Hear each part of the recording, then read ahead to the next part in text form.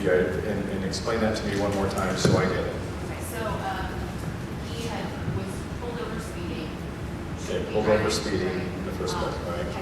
Had stopped taking meds or using his meds. Yeah, so we've seen this before, okay. Had sunglasses on, police officers wanted to see his eyes. Well, as a result, he pushed the police officer. Okay. He was charged with assaulting an officer, so he has a pending felony charge. And that's, so with a pending felony charge, your point is that he can't go out and get, okay. So we have to leave him.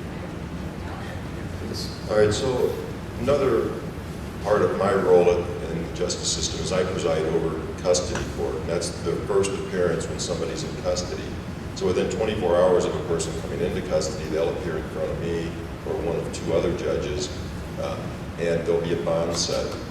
Another real advantage of McLean County is we've got two counselors down at the jail, Melinda and Jackie, who are top notch, and they know just about everything there is to know about everyone that comes into the jail because they interview them.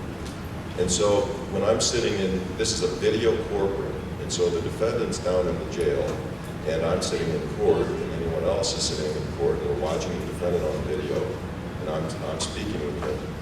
Well, oftentimes, Jackie or Melinda, whoever's sitting immediately to my left, will say, as I'm hearing a factual basis, they will say, there are mental health issues here. And I know from my past experiences in years past, and I know Jason's state's attorney is of the same mindset, there are restrictions on who Roman will accept. And there's also a high level of cooperation between the jail and the state's attorney's office as to how to get that person, if at all possible, from the jail to Roman. Do you want to touch on that with Jason? And I can't, I have not read the reports on that case, so, you know, I don't know what's on the other side. I'm sure there's probably video, or if you want to talk with me afterwards, I'll be glad to take a look at that.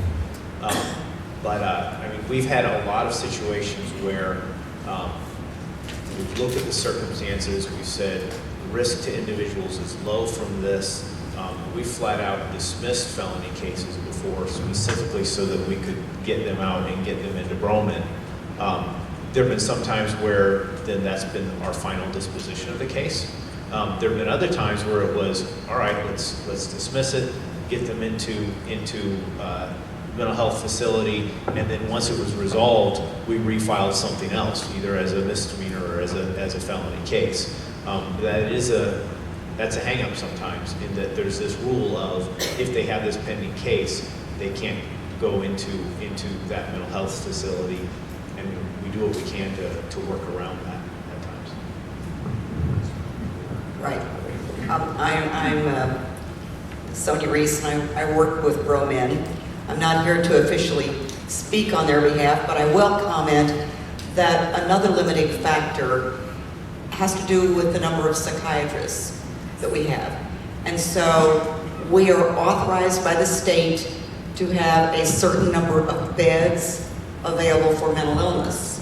However, we have to have physicians to do the admissions, to do the follow-up, and without a sufficient number of psychiatrists in the community that are going to take hospital patients, that has limited us to 12 beds. And you mentioned earlier, it has to be in the least restrictive, so we have to be very careful about what kinds of controls are in those rooms and with the other patients for safety on the unit. So it becomes a complex process to manage. And it's not just a simple answer, let's just take them to Broman, because all those other things play into this. You know, that is 100% accurate what she's saying. As much as housing is a problem in our community, providers, and I don't mean businesses that are providers, but I mean an actual psychiatrist, actual psychologist who want to deal with these issues. There's a huge lack of them in our community. The jail, we have the county has a contract for 4 hours or 8 hours a month. 8 hours of psychiatrist time for the entire jail a month. It's a low number. A couple years ago, I remember we were at a meeting. There had been some funds secured to get an additional 8 hours. Great, right? The problem was no one would take those. there was no psychiatrist who was willing to say, I'll take up those other 8 hours. There's a lack of that. That's at the adult level. The juvenile level is even worse. There was a time where there was no juvenile psychologist in the community to handle some of the cases that we had coming through delinquency court. They were having to get psychiatric services. I don't know if they were using Skype, but in terms of the most tangible reference I can make, I mean, they were doing video counseling for child psychiatric services. It's difficult for someone to get effective counseling. One of the issues is, building that trust. That happens less over Skype than when you're sitting there in a room with a child talking with them. And that's a big factor where the community as a whole, we could all agree, this is what we're going to do. We could all find funding and sources for it. And let's say we had that perfect world, we still don't have the bodies of the people who want to be in that field. That's a tough field to be in.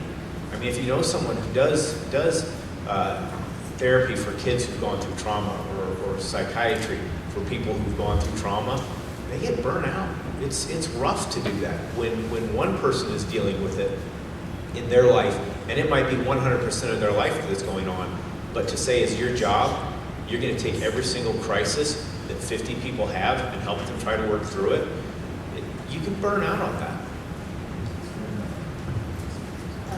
I'm Victoria Harrison. I served on the Best Practices Mental Health Committee for the County Board. And Best Practices, we talked about what we're talking about today, about the things that the community has for services. And we talked about the needs for things like housing. And the focus here has been what can be done for people with mental health. There's another focus, is what we can do. We need to integrate people with mental health problems into society. And we need to find ways that we have the responsibility for that. If you've seen the graduation at the drug court, you see people who have turned around through grueling work. We were leaders in that in McLean County. It's a wonderful program. They have no place to go now. They've done so much work to graduate. They are so committed to the turnaround. Who's going to hire them? Who's going to house them? We need to go out and seek people to hire them. We need to integrate them into society so they have a feeling of respect for themselves. And there will be less recidivism. They'll have some kind of sense of responsibility and pride. These people are working and proud of what they're doing. We need to help other people. Thank you for that point of view. Yes, go ahead. Thank You you. guys were saying, the jails can't house mental illness, and the judges can only do so much. Is there a way that instead of, you don't take a lot of, I was going to say, Lexapro or mental Whatever illness. medication, sure. Yeah, can't you have them sent to, what's that one place called? Like Zellos, like. So I might be able to help you. So aside from the jail, I think we're all agreeing that's not designed for. Yeah, facility that they go to. Do they know? So maybe let me broaden the question. So somebody's in a circumstance where they need the help that you're describing. Yeah. And so where do they go? Let's just kind of let's revisit that. Where do they go in that circumstance if they're not in a position to have been incarcerated, I think is sort of. Yeah.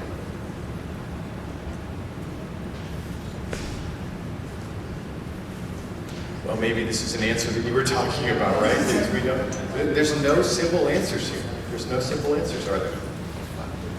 So I see that's one of the gaps that Larry and Charles try to talk about. Yes. Yeah, go ahead. I just wanted to say families, that's where they go. They Okay. go back home to their families, and we are left to help. So that's certainly and part of the find answer. whatever resources we can on our own, and read all we can, and attend NAMI classes, and try and become their caseworker. So, I mean, so that's what's beautiful about what you see here, right? Is so that it's not just the family, that you have the support you need to do the things that you need to do to help your friends and your family in that circumstance. So, touche, well said. Yes. I have two things to say. First of all, I was part of a project here in Wilmington We built a tiny house as a prototype, and we are running into walls with that, obviously, but that is something that is an option, and we are trying to work on that, and we need advocacy for that. My other question is, how much training, and I'm the daughter of a police officer, so I'm not judging, how much training does our police department get to recognize mental illness when they are making a stop? Before you, could you talk a bit more about the first part of what you said? Okay. Yeah. The tiny house project was, we built, several churches here in town were funded to build a prototype, and I know Sonia's seen it, for homelessness or as a community project. Seattle has a community tiny house where there is a person that is in charge of them, but they have their individual house, which is ownership, which is pride, which is, building their esteem.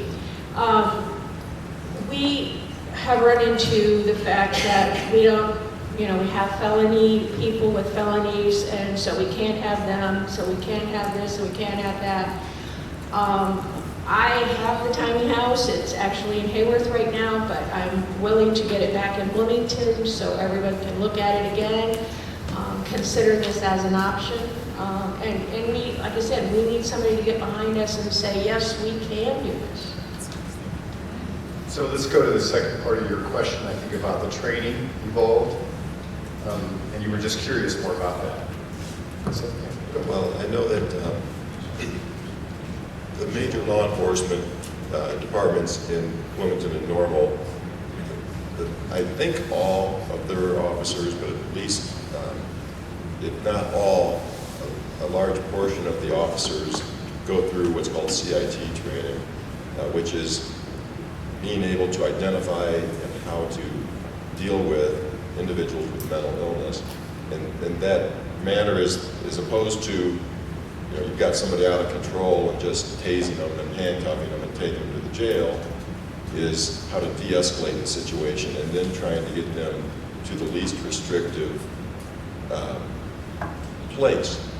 We're also quite fortunate now to have the crisis stabilization unit. The new unit is another place that people can go. But yeah, again, with CIT training, that is something that was researched here probably 10 to 15 years ago.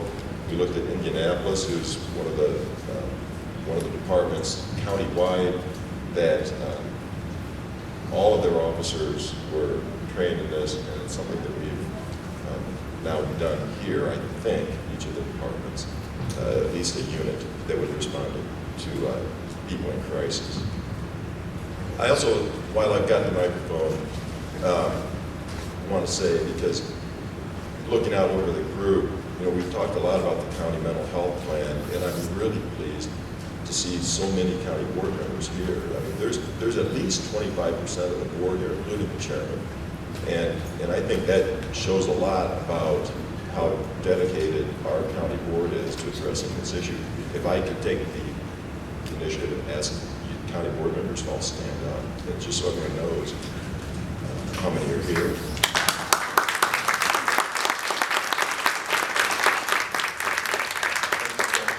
thanks for pointing that out. So let's go to you next, if you want. Go ahead. Something that was brought up was the lack of psychiatrists in the community, and I really just don't want that to get lost in our conversation here. I think that's a really key takeaway. We see the community cancer centers that are expanding and that are being built. We have universities in our area that can educate and train doctors in this profession. I think we need to be really intentional in this community and how do we attract and draw and support psychiatrists. That's a great point. Thanks for underscoring that.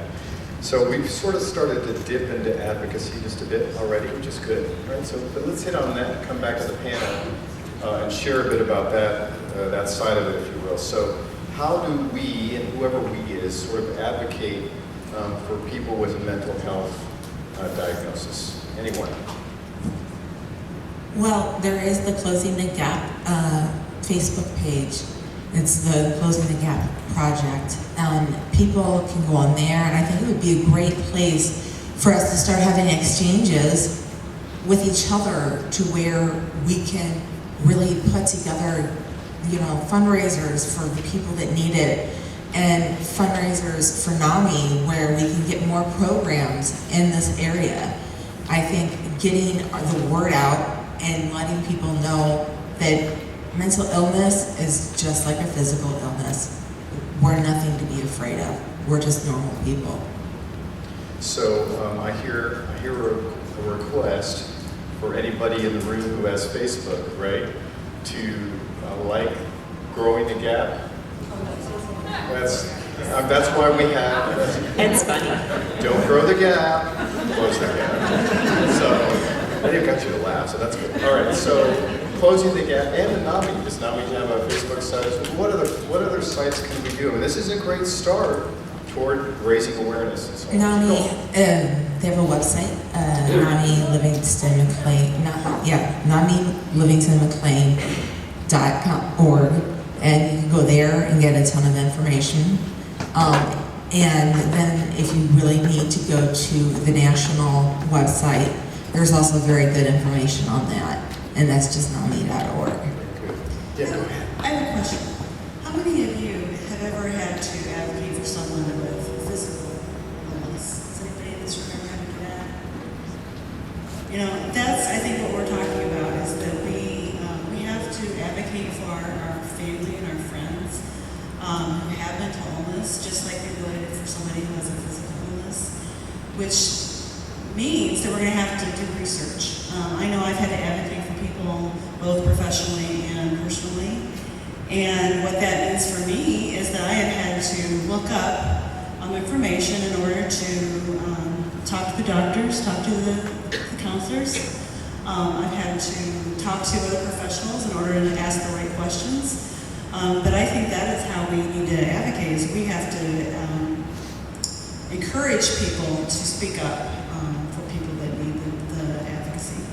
You guys have gotten a great start here just telling your stories. It's good. Other thoughts on advocacy? Yeah, go ahead. I just wanted to make the point that I can't stand the word mental. As soon as we start throwing the word mental in front of illness, people feel uncomfortable and they don't want to even talk about it anymore. So I encourage all of us in our discussions about these illnesses, just drop the word mental and just talk about an illness. Just a personal opinion on that. So family members are definitely the number one advocate for somebody that has an illness. And a big obstacle is laws prohibit how much information, how much medical information can be shared with people other than the patient. So a solution to that would be to get a power of attorney for a family member. Yes, you have to do it when they are lucid, as you said, and it's such a simple process. Sometimes it's a matter of, well, you can clarify, but sometimes it's a matter of Googling a template and putting in the wording that you want it to have, signing it, and having it notarized in front of a witness. It's really that simple. What that does is it opens up all of the doors of communication for the advocate and the mental health providers. The information can be shared with emergency rooms and then your primary physician. It enables you to even call the jail and talk with the medical staff. So power of attorney is a great tool for advocacy. Very good, thank you. Yeah, keep going. Briefly to touch on that, I think a power of attorney is probably one of the easiest legal documents to get done. The state of Illinois has a statute dealing with powers of attorney and what they can do and what requirements have to be met, but they've gone even further than that because it also then says, and by the way, here's the form we recommend you use. It's right there in the statute. So there's different powers of attorney, right? For Property and healthcare in Illinois. There's two. Two different ones. So other thoughts on advocacy? Any panel members? Yes, Ken, why don't you jump in here?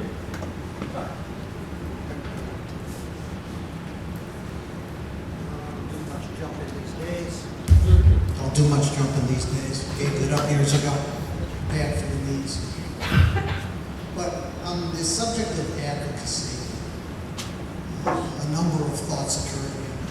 One is that, for example, the sheriff of Los Angeles County and the sheriff of Cook County frequently vie for the title of administrator of the largest public health facility in the nation. Because so much of their population is people who are dealing with mental health issues. And I share Tricia's concern about terminology, which is why you usually hear me say mental health and not mental illness.